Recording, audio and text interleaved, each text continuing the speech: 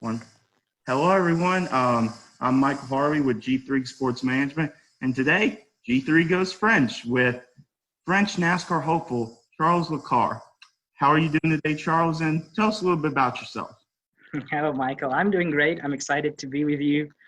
As you said, I'm Charles Lacarre, 20 years old, coming from France, and I'm the young guy behind the Conquest, which is my racing project that I'm trying to lead over here in France, in Europe in general, and hopefully, as you said, I'm a NASCAR hopeful, so I hope to take it to America, and together with G3 Sports Management and MDR Motorsports, that's what we are trying to do. So, first off, have to ask it because the world's still involved with it. How has COVID-19 affected you? It has affected me a lot because actually I'm studying at university. I'm studying in the Netherlands, so not my home country. And when the whole COVID-19 situation broke out in the world, I was still in the Netherlands, and so I'm studying econometrics, which is mathematics and economics basically. And the university shut down, so I had to study from my home place, my place in the Netherlands. I was kind of self-quarantined, and all the exams got canceled until the end of June, which is mainly the reason why I haven't been much active on social medias lately. I was studying for my exams, and they ended at the beginning of July. I wasn't quite sure I could go back to France, but thankfully the borders were open, so I got my car and did the 10-hour drive. And I was back in home in Nîmes in the south of France. So where I am today, this is a small part of my house that you see behind me. It has affected, I think it affects everybody in the world. It has affected my parents and their work. It has affected even my racing plans that I had to put on a hold because, I'm not sure I can come to America. That is my wish. This summer I was planning on getting there and meeting with Sharon Boswell, all the NDA guys, and hopefully work from the US to try to develop the Conquest and my racing plans for this year. And everything got kind of put on a hold. So we're just waiting to see what the COVID-19 will bring in the future. Yeah, hopefully it'll fix itself soon. We'll see. Hopefully. The All-Star race last night with 30,000 people. Yeah, I saw it. So hopefully, if no one caught anything, we'll start to open up a little more, but we'll see. That'd be great. So, obviously, you're from France. Why NASCAR? Because I'm kind of assuming NASCAR really isn't that big over there. It's not, in Europe, in the whole continent, we only have two oval short tracks that are active. So it's not a lot when you think there are like tens, hundreds of road courses in Europe. But I think it's destiny. When I was younger, we had a new TV. I was about eight years old, and my father brought home a new TV with new channels, and we went through the channels, and we stumbled upon a NASCAR broadcast. It was a race at Watkins Glen, so on a road course, ironically. And there was a huge wreck. It was Watkins Glen 2008 in the last turn. There was a huge big one, and I was young, so it got me excited. Like, oh, a crash, it's fun. There's bent cars, and I was excited about the crash, which I'm a bit ashamed to tell today, but it's what got me into NASCAR. And I asked my father, hey, what is it? Can we watch it more often? When is it? When does it happen on TV? And that's what hooked me to NASCAR. And I found out later that there were oval racetracks. So I discovered it at Watkins Glen on a road course, but then I figured out that NASCAR ran on ovals, and I just fell in love with it. So, French culture, and there's not many chances I have to talk to someone from a different country. So, you've been over to America a little bit, and can you tell me how much it differs from France? Like, I'm sure it differs a lot, but just like a little snippet. Well, it's true. It differs a lot. When you compare, I've spent about 6-7 days in total in America in my life. I've only done 2 trips to America, actually. But those are like the best memories I have. I like the American way. It's way different than in Europe. I see whether it's within racing or outside of racing, you have people that are open. When I say I'm French, all I receive is enthusiasm. It is great.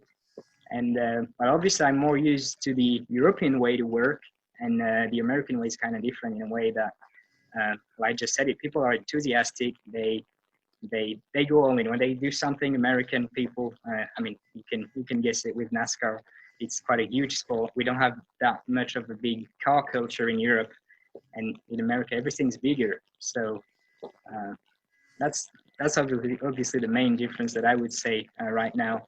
And I think I saw a little bit the questions that people asked me on Facebook, and I'm gonna be able to dig deeper into the differences with the questions, because some questions are quite fun. Yeah. So, and what's your daily driver currently? Well, it's a Peugeot. It's I don't know if you have the brand in America. I think I saw that Peugeot actually wanted to import themselves in the United States by 2026. So soon, you guys in America are going to be able to discover Peugeot cars. And I drive one that was my old. It was the old car of my mother. So it's about my age. It's 20 years old. It's an old one, but it has a great sound. It's powerful, so I can have a little bit of fun on the highways. And I mean, it's a great car, and it lives pretty well. It's gray, it's small, but it does the job. So, and you said and that you're currently in university. Explain a little bit of what you're learning. So I'm learning econometrics. It's a mix of math and economics. So it's all about statistic probabilities and a lot of algebra applied to economics principle, and or in general to the world. Basically, we apply math to everyday problem about food delivering to countries in need, or just your regular finance problem, how to make returns on stocks and stock markets. Which is my second passion outside of racing. I'm passionate about this, so that's why I picked this field. And I was young, actually, I wanted to work in engineering because it's close to racing, but I figured I had my racing project and I put it aside, and then my second passion for the financial markets. So that's why I'm studying econometrics, and I'm actually in the first year of my bachelor, so I have 2 more years to study in the Netherlands. Hopefully I can do the third year in America because there are exchanges. So maybe I will come to the US in a university. That's my wish. That's my dream. So, obviously the time difference. And when the NASCAR races come on, you usually try and stay up for them, and you kind of get tired and want to go to bed. And also, how do you watch them? I've got quite. I can't say the word here, but my streaming schedule is weird. I'm going to say it politely. Right now it's 7 p.m. Often the NASCAR races, they're around 8, 9 p.m. But when these are night races in NASCAR, they're like 1 a.m., 1 in the morning. So I can't stay up all the time. When I've got work at university, I just sleep and I watch them delayed on the next day. But I love racing. Of course, I'm playing simulators with the quarantine with COVID-19. We've seen iRacing getting some media attention with NASCAR too, and so I play iRacing. I have to play at American hours to play against the true American people, the good people. So sometimes I stay up quite late at night.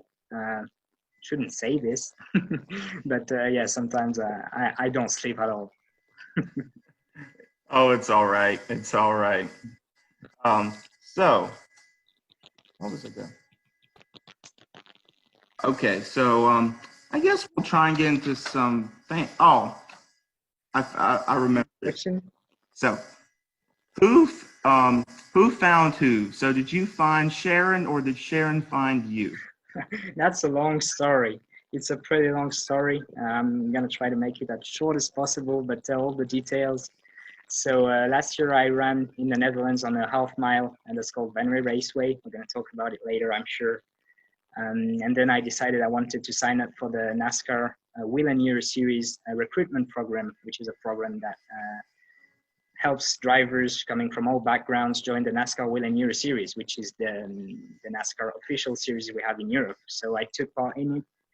And on the same day I was taking the combine, the program, the recruitment program, I met Zach Banks, who is from Florida, also an MDR driver, G3 management driver. You interviewed him, I think, before me. And I met Zach. We got along pretty well. We have the same dream. We share the same dream in racing. So that friendship that was born that day on November 2019 carried on. And when Zach got back to Florida, he introduced me to Tim Liemann, who is the host of the Racing Spotlight and a NASCAR historian. And just like with Zach, I got along pretty well with Tim.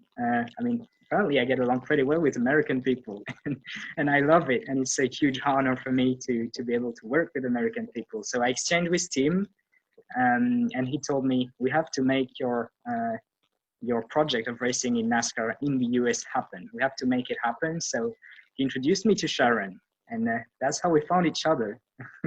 He introduced me to Sharon. We started exchanging messages on Messenger, and try to find ways to make it happen, to make that project happen. Me racing as a French driver in NASCAR. And the rest is history. We're here today, and I'm with G3 Sports Management. I'm with MDR Motorsports, and things are going great. That's awesome. So who's your favorite NASCAR driver currently? Currently, I gotta say it's Jimmy Johnson, but it's been hard to be a Jimmy Johnson fan these past few years. He's shown some speed this year, so I'm quite excited about it. I'm sure he will get a win this season, and I'm secretly praying that he will not hang the helmet at the end of the season, and he will go back for another year. So is there anything that has sort of gravitated you to Jimmy Johnson, or is it just like luck? Well, when I discovered NASCAR, it was in 2008, so he was in the middle of his 5 titles winning streak. So I watched him win his title number 3, number 4, number 5, even number 6 and number 7 live. I saw it as it happens, and that's the history of NASCAR. He's now the 3rd 7-time champion. So I just love his approach. He used to be efficient, I would say, because now he hasn't been as efficient as he used to be on the track. But I always like his approach. He's calm. He's always composed. He rarely lets his emotion get the best of himself. And I think I respect him a lot for that. And that's the kind of driver that I aspire to be one day. Awesome. Hopefully you are like the 7-time champion. That'd be great. Okay, so I guess we'll get into some fan questions now. Okay, so first one is from Shannon Kelly. How important is achieving your racing goals to you? Mm-hmm. I mean, it's tough to find words to describe how important it is. It means the world to me, basically, my racing project. I breathe racing, I live racing. Everything in my life is about racing. It's almost like I'm addicted. It's a bit sad, but I'm not happy when if I don't get my dose of racing or virtual racing when I can't race, and I'm just purposeless when I don't have my racing dream to believe in. And when I was young, I tried myself. I tried soccer. I tried playing soccer, but I couldn't play soccer quite well. I was trying not to get the ball so that my teammates weren't mad at me. So I wasn't good at soccer. Then I tried martial art, judo.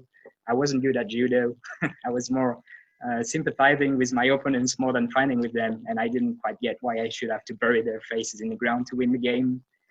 Then I was also singing in my local choir, but then puberty happened and I couldn't sing anymore. And I also tried swimming, and I was almost good at swimming. But the first time I got into a go-kart, and that's how I started driving at the first time. It was on a local go-kart track. It brought out something completely different out of me.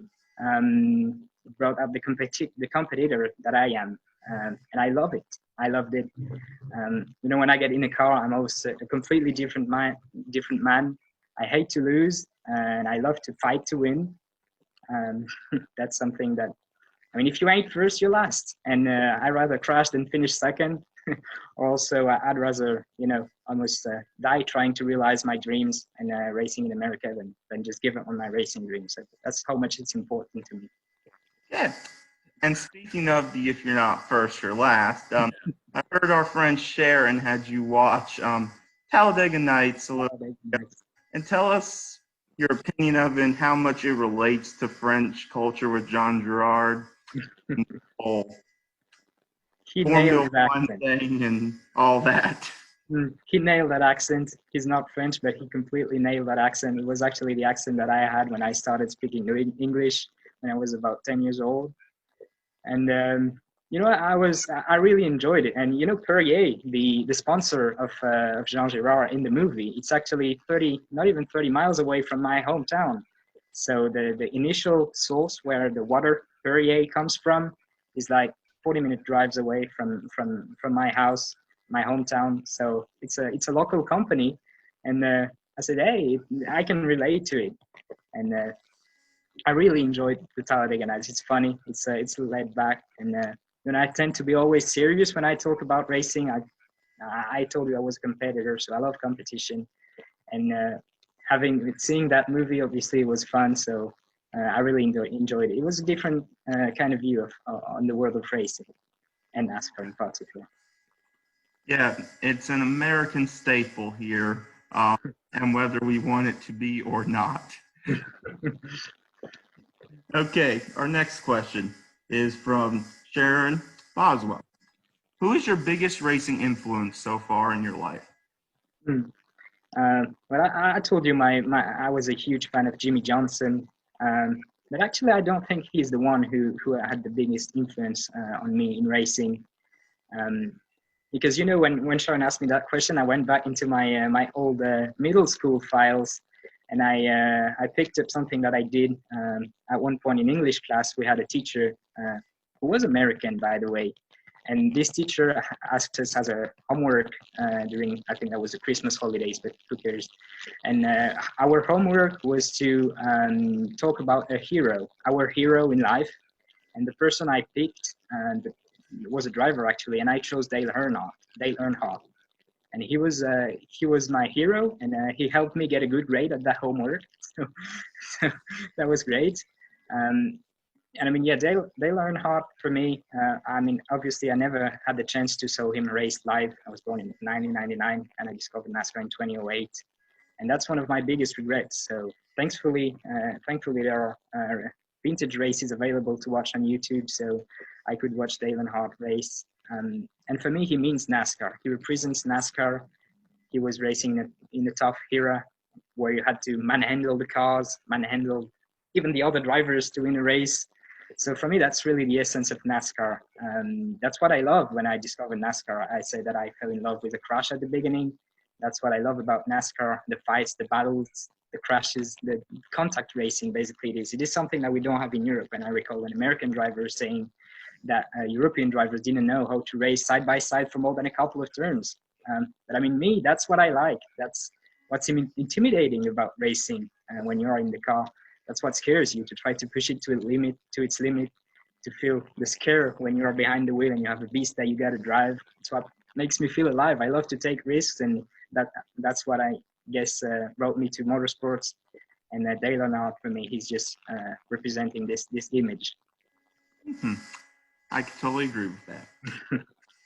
So, and you mentioned that you go on YouTube and watch old races. So, how often and you actually do that? And you said, and you consider yourself a huge fan of the sport, and do you enjoy the older races? Mm-hmm. I really like it. As a background, when I'm making work, when I'm home working or just doing exercise, or even doing some push-ups, some pull-ups, just trying to stay in shape, I always put on the TV a vintage race. I record every race. I download every race that happens right now in 2019, 2018, 2020 seasons, but I also enjoy watching the older races. It was something different. It was a different era. It almost makes me nostalgic of something that I never knew. And I think it's the history of NASCAR. You have, as a driver, you're passionate about a sport. You have to know it. You have to get interested by this. And I really love the old vibe that these old races just give. And basically, drivers at this time, those were real heroes. They were putting their lives on the line. They still are today. And just in my thought, Sean Boswell, who lost his life at Langley Speedway. last week. So sending prayers to his family, and I hope they're going to be able to get through these tough times with the community at Langley Speedway. And that's the essence of racing, just people putting their lives on the line to do something they love. And I think that's beautiful, and you got to respect that. And the people at the beginning of NASCAR, from the origins, the moonshiners, back when it wasn't even NASCAR, that was my dream when I was younger and discovered NASCAR, and that still is today. And I just love it. It's a way of life. I totally agree. And living in North Carolina, obviously, it's huge. We have the Hall of Fame, so it's kind of. And me living in North Carolina is more of a dream because I've also been an avid NASCAR fan. So hopefully you get to come here, and if you haven't already experienced everything that North Carolina has. I'm looking forward to it. I'm looking forward to meet you. I mean, have you always lived in North Carolina? Yes, I'm actually like 25 minutes from Charlotte Motor Speedway. Yeah, that's great. I mean, I got to see Charlotte Motor Speedway. I drove on it once. It was for Richard Petty driving experience in 2017. That was my first trip in the United States. I visited the Hall of Fame too, and that was a cool experience. But I have much more to see about North Carolina and the United States in general. Yeah. Okay, so our next question is also from Sharon. How does the Euro Series and from what you've done with it differ from, and let's just say Richard Petty driving experience in Charlotte Motor Speedway, or from what you watch weekly with NASCAR? I'm sorry, I didn't get there. Oh, sorry. Okay. So it's also from Sharon, but it's about how the Euro Series differs between the NASCAR that you watch on TV and from the actual series in Europe. Yeah, okay. Sorry, I didn't understand it at the first time. But,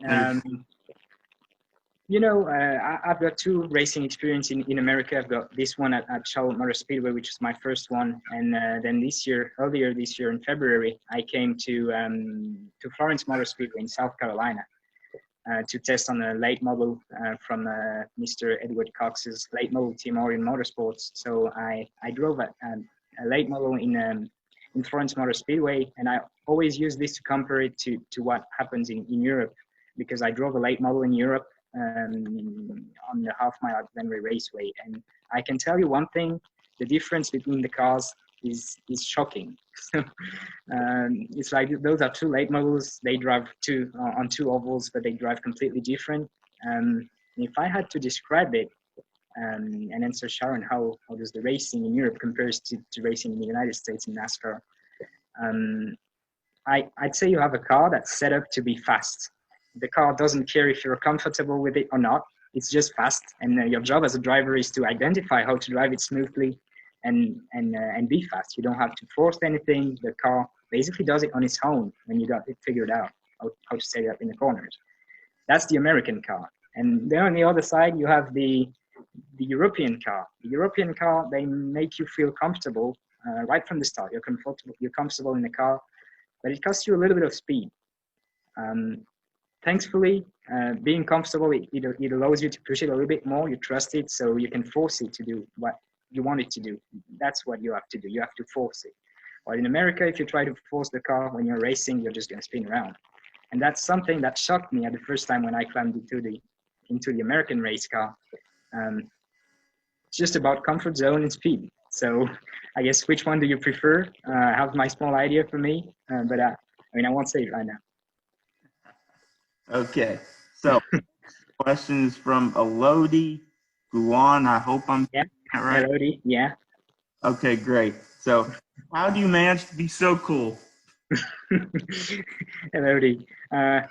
Elodie, I'm going to tell you something. Nobody's born cool except those who got taught English by you. And to give a little bit of context, Elodie was a really good friend in middle school. She's the first English speaker I ever talked to. She was born in England, but she came from middle school with her mother to study in France. And at the time, I was speaking English with like Jean Girard, so I had the exact same accent. And she introduced me to the Shakespeare language, as she's British. And then the rest is history. Now I'm speaking more of an American English, but anyways, Elodie introduced me to English, and I'm thankful for it. Oh, awesome. Okay, so next question is from Mariah Boudrieau. how old were you when you started, and what were you driving when you started? So the first time I climbed into a go-kart, I was 8 years old. It was like a small rental go-kart, so it wasn't powerful. You know, it makes the sound of a lawnmower. So that was my first experience in a go-kart. But then my more serious debuts in racing go-karts actually was when I was 10 years old. So 2 years later, I had a go-kart with a Yamaha engine. I don't know if it's the same in America. I don't think that the category of go-karts work the same in Europe and America. But anyways, that was a small, powerful go-kart that was pretty old. It was I was 11 years old. It must have been 11 years old, because when we bought it, it was ready to go to the trash can. And we just bought it as a very beginner thing, because my parents knew nothing about racing. They don't have a racing background. It's just me who is passionate about racing. And they made the jump. They said, "Hey, we're going to buy you this go-kart, and you're going to try to go at your local racetrack, earn your stars or whatever." And I was really with the oldest car of the field, and I was just trying to discover what racing was about. I was learning at the time. Okay, well, awesome. Okay, our next question is from Chris Liemann. Mm-hmm. And this is about the track that you mentioned earlier. And it says, "And when will you come back full-time to race at Raceway Venray after your impressive streak last season?" So explain your streak first, and then yeah. So Chris's question. Yeah, no problem. So last year in 2019, I raced at Venray Raceway, which is a half mile in Europe, the fastest half mile in Europe. There's a late model series that runs here 7 times a year. It's the late model V8 Oval Series in the Netherlands. And I joined a German team, Bachor Racing Team, for 3 race weekends. So on a race weekend, you have 2 race days, and each race days you have 3 races. So in total, I did 15 races, and in the middle of those 15 races, I won 6 races, 6 consecutive races, which is the record for the track at the time. And apparently it was impressive, because I was a rookie, and these 6 races win streak was quite impressive. I'm proud of it. And so yeah, Chris is asking me. He was a part of the Lacarre Racing Team and worked together. He's a journalist over here in Europe for litlap.net, which is a website that relays news about the NASCAR and oval world in Europe. And Chris asked me if I was going to come back full-time to Venray, because my schedule last year was a part-time schedule. I only did 3 race weekends out of the 7 race weekends. And he was asking me if I wanted to come back full-time to Venray to race and hopefully maybe get a trophy, get the championship. And, if I listened to myself, I'd go there. I'd go to Raceway Venray, get a full schedule. But if I listened to myself, I'd go everywhere. I'd go in the NASCAR World Junior Series. I'd go in the LMV8 Oval Series. I'd go in the NASCAR in the United States. I'd do everything. I'd even do Formula One if I had to. So if I listened to myself, I'd do it. But, I've never completed actually a full season in racing. In go-karts, whether it was in go-kart or in the NASCAR World Junior Series or in the LMV8 Oval Series, I never completed a single full-time season. It's probably the consequence of my low budget, because I'm an underfunded team, I'm an underfunded driver. And so this was a weakness that I tried to transform into a force, because I always had to adapt to varying conditions. I never knew what I would do next. But so far, I've always been able to move forward. And I mean, this is a challenge to not knowing what you're going to do. You still have to learn and improve. And my final goal is America. So, each step in my career was important. I got those 6 wins in 2019, and I probably wouldn't be here talking to you today if I didn't get them, because it led me to meet Zach, and then Sharon, then MDR, then Mr. Tyler Green, the head of G3 management. And I want to tell Chris I'm 20 years old, so I have to define my priorities, and America is America. The United States are the United States. It's the ultimate dream for someone who wants to do it in NASCAR. And a shiny cup would look great on my shelf. A shiny LMV8 Oval Series Championship would look great, but I don't have to let myself tempt by the shiny cup, and I have to seize the opportunities that are offered to me in the US. And that will contribute to diversifying my path, and it will ultimately lead me to help raise awareness about the conquest in the US. So far it's not the plan, but who knows? Okay, awesome. So explain the conquest a little bit, and to those that are not really familiar with you. Yeah, the conquest basically is the name that I gave to my project, because of the United States on a world map, there are west to Europe. So I want to go conquer the West. That's a saying that we have in France. You know, the gold rush actually in the United States, this historical part of America. In France, we call it the conquest of the West, basically, if we had to translate it word for word. So that's why I launched the conquest. It's the name I give to my project, because as a race car driver, you can't only rely on your skills behind the wheel, and you have to have a professional approach to racing, which involves finding sponsorships. Basically, as I said, I'm an underfunded driver, so I'm trying to raise sponsorships and partnerships. And the thing about asking sponsorship is that you can't only ask for something to be given to you. You have to offer something in return. So the conquest is still relatively new. It's something that was launched 3 years ago, and that I'm trying to make evolve.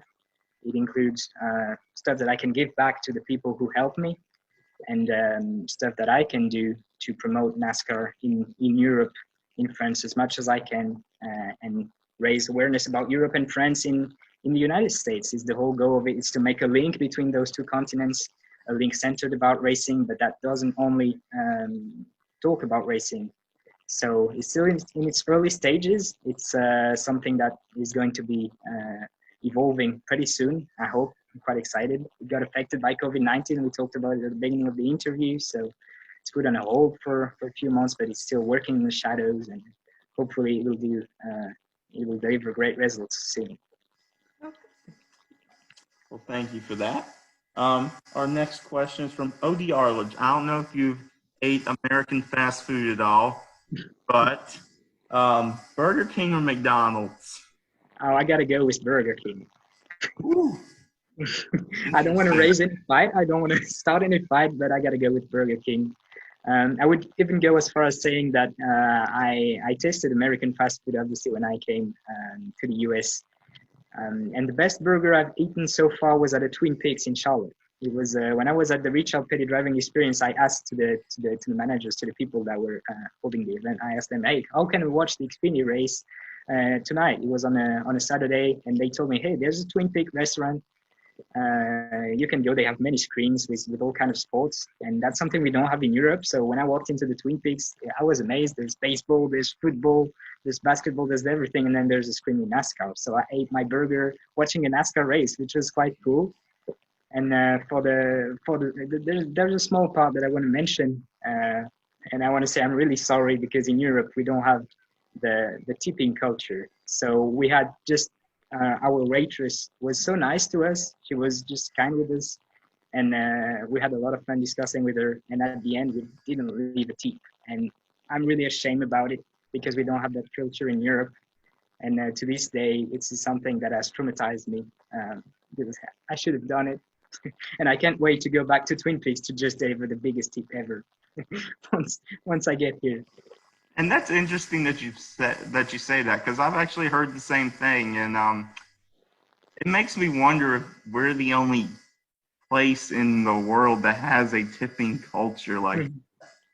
I don't know at all, but in Europe, wherever I've been, whether it's in London or in the Netherlands, where I'm living in Tilburg, that's the name of the city I live in, or in France, we don't have that. And in America, yeah, it was. We were just amazed, because all the people are so nice to us, and like we forgot to tip. So basically, that's rude. And yeah, I didn't want to be rude, but apparently it is. So just something like the differences of culture. We talked about it. That's something that I've got to work on. Oh, it's all right. Okay, I think I actually mentioned this question already, but I'll give the shout out anyway to my girlfriend, Joy Smith. It's like, how often do you get the chance to tune in live to NASCAR, and what platform do you watch it on? Well, in France, we have a channel that's called Automoto, I think it is. I used to watch it every weekend, every single weekend on this channel, but it got on it became a paid TV channel, so we don't have it anymore on our TV. So I don't know if I can say that in public, but I try to find ways to watch NASCAR for free in France. Am I allowed to say it? No, and so I watch. There's a way to watch NASCAR races on computer. There's a subreddit called Motorsports Stream. So I get there every weekend as often as I can and watch the races from here. There are some links where you can watch the races here. So now I watch them in English. I listen to Jeff Gordon, Dale Jr. when they commentate the race, and that's how I watch NASCAR. It's all right, Charles. I totally understand. I've had to do the same thing when I didn't want to get MAV TV for ARCA. So there are the ARCA races too. I watch them often. You can do it online. ARCA's kind of struggling right now. I don't know if you saw the races like was it? I think it was Kentucky where there's like 10 competitive cars now. I'm sure COVID-19 has had a huge effect on them. I'm sure it has. And you know, when I watched the Talladega race of ARCA, where there were only 5 cars in the lead pack, it makes me a little bit sad. But you know, I got approved to race on a circuit of less than a mile in ARCA. So the plan is for me, the next plan, the future plan of racing in the United States is to race in the ARCA series. I got my approval. I just need to get my medical test and then get my license to race. That's something that I hope can happen in 2020, this summer or this fall, or in 2021. So that's the plan, and I hope having a French driver in ARCA could be a good way to promote the series. Okay, so who's a realistic driver that you think you'll be able to race against if all the circumstances present themselves? I don't know. Racing against, is it racing in the same race or racing side by side? Racing in the same race. Let's just same race. Well, I'm gonna say the obvious choice is Elodie Gouan because she's in the ARCA series. So if I begin racing in the ARCA series, hopefully I get to race against Elodie Gouan, a future NASCAR superstar. I mean, you don't even have to bet on it. I think it's something that's gonna happen. And I mean, I'm quoting her because it's the first name that comes into my mind. But there are a lot of deserving drivers in the ARCA series. There's Michael Self. I think Sheldon Creed, I think he's in the trucks now. Chandler Smith, all these kind of drivers that don't have the exposure that Cup Series drivers have, but I mean those are still American drivers. And for me, racing against American drivers is the biggest, my biggest dream. So whoever it may be, I hope I will get to race against them and show them that we in Europe also have something for ovals. Awesome. So our last question is from Ryan Bechter. What is your favorite race day beverage? I'm gonna go with Dr. Pepper. I just love it. I can't explain it. It's just like I can't explain why I love ovals over road courses. It's just I love Dr. Pepper. So sadly we don't have diet Dr. Pepper, so I have to go with the sugar-full one in Europe. But I just love Dr. Pepper with M&Ms. Let's go. It's my M&Ms and a pizza. That's my go-to Sunday NASCAR race meal. And you already sound more American than I could have. Okay, I actually made a mistake. I skipped one. Sorry, Zach. So this is from Zach Banks. Next question. Okay, oval or road course, and why? I just said it. Ovals. Give me 4 turns, some banking, and I'll be a happy man. I mean, I just like ovals. Obviously, I have driven a lot during my small career on road courses and go-karts or even in the NASCAR Linear Series. So I just feel more attracted to ovals. I don't know, the nature of the track is simple. It's so simple that finding the edge of a lot of the drivers, it's so much more about small details. And that's what I like. You have to give credit to the small details to be able to be fast, and it's much more harder to figure out for me how to be fast on an ovals. There's so much going on that you don't see. That's what interesting. It's rewarding when you figure it out. I said most of my seat time right now is on iRacing, and I pride myself in racing, trying to race against the best sim racers. I look up to them because I'm nowhere near the top level of sim racing on iRacing, but I take it really seriously. I love to race. I hate to lose, so I try to better myself here. It helps me with the mental approach of racing. Just try to withstand the pressure, because over racing, you're always racing against people.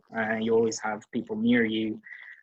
You're not much racing the track like you are on road courses, but you are racing against the other people. You are racing yourself too.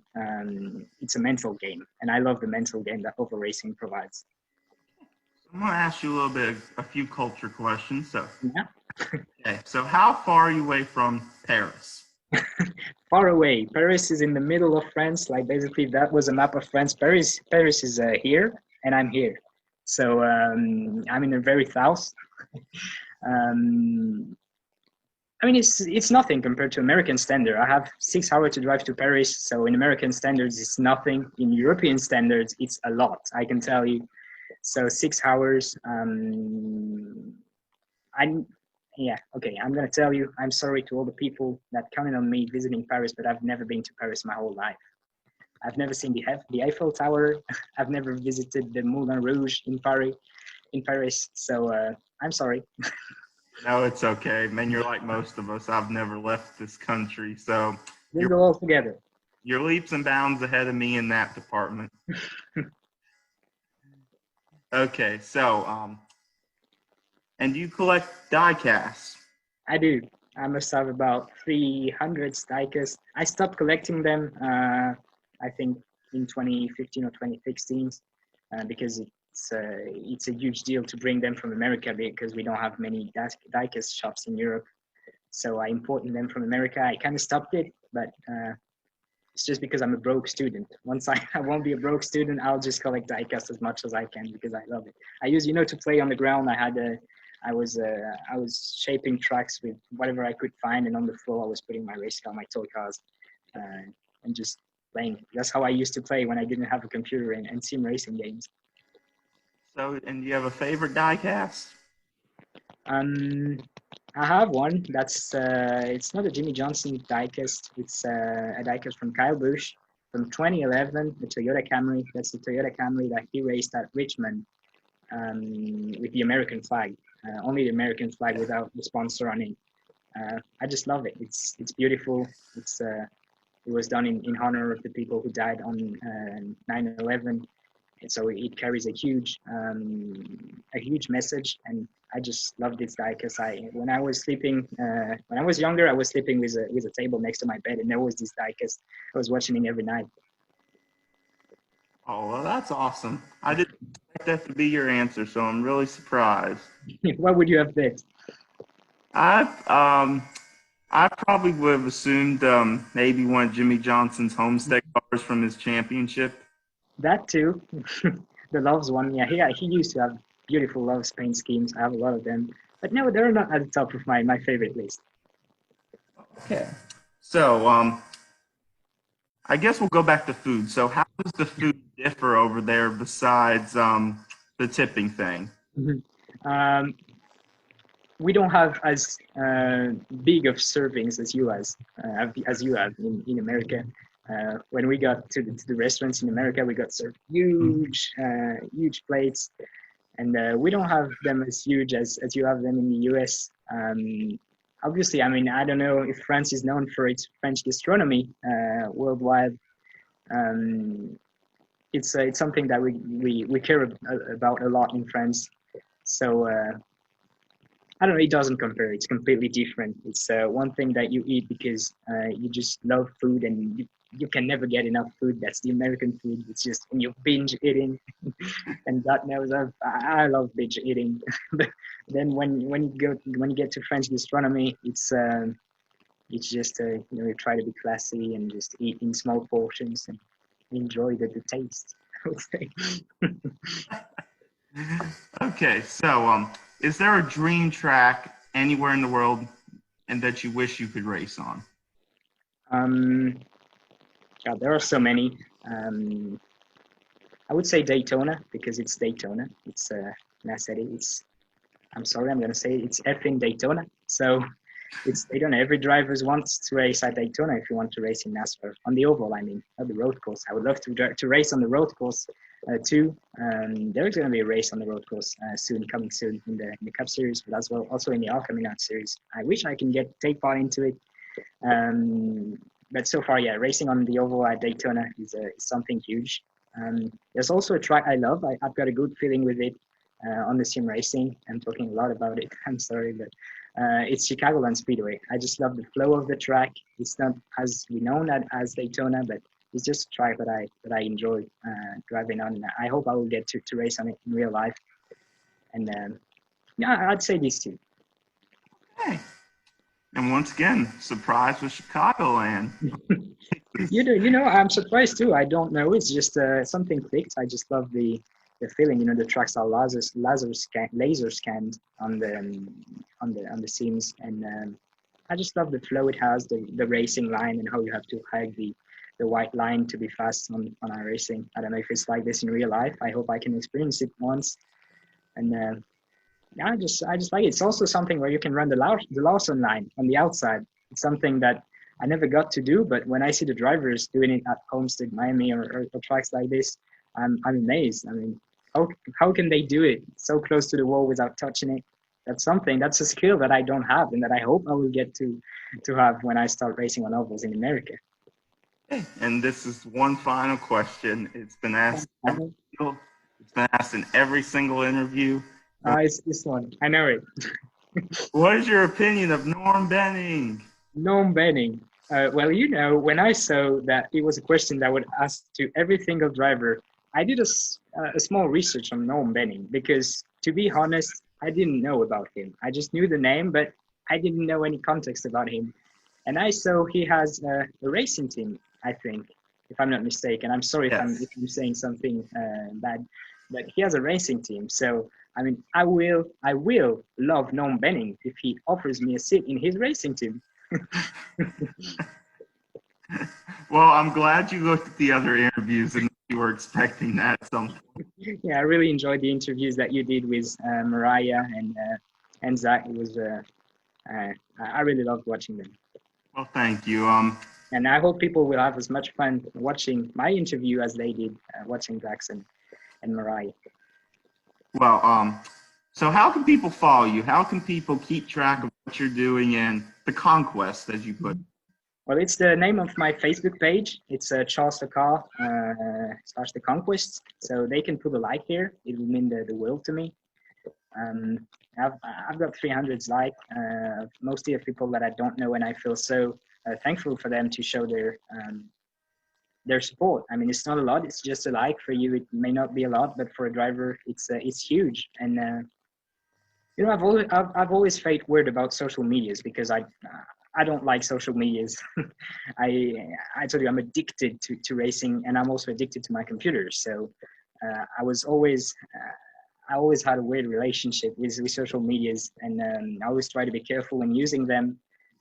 But it's something that you have to do as a driver nowadays. So people leaving a like, showing support to me, even if I'm over there in France, it's something that I love. So they can put a like on Charles Lacarre / The Conquest on Facebook.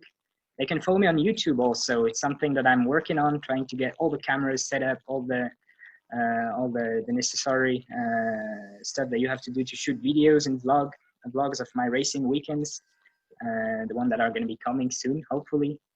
So they can subscribe to my YouTube channel. It's Charles Lacarre. To the Instagram, it's Charles Lacarre 08. That's my number.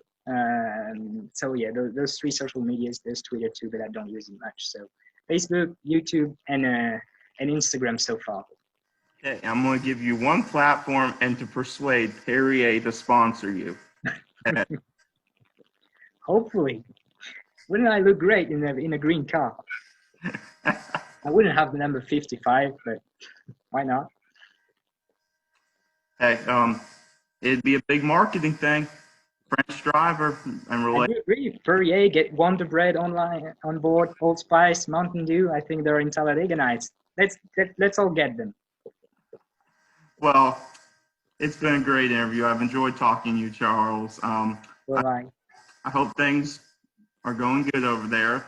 hope you'll be able to come to America, and I would love to meet you. And you're a very great person, and I want your racing dream to come true, man. I hope so. I hope so, and thank you for your words. It was nice exchanging with you. I said it already, but I'm gonna say it again. Thank you. For me, it's just a huge honor to be working with American people and to be a part of NDR Motorsports and G3 Sports Management. It's only the beginning, and hopefully it will lead to great things. Well, once again, thank you. And this has been Michael Harvey from G3 Sports Management and Charles Lacarre, French NASCAR hopeful. Thank you very much. Have a great day, everyone. Thank you. Bye-bye.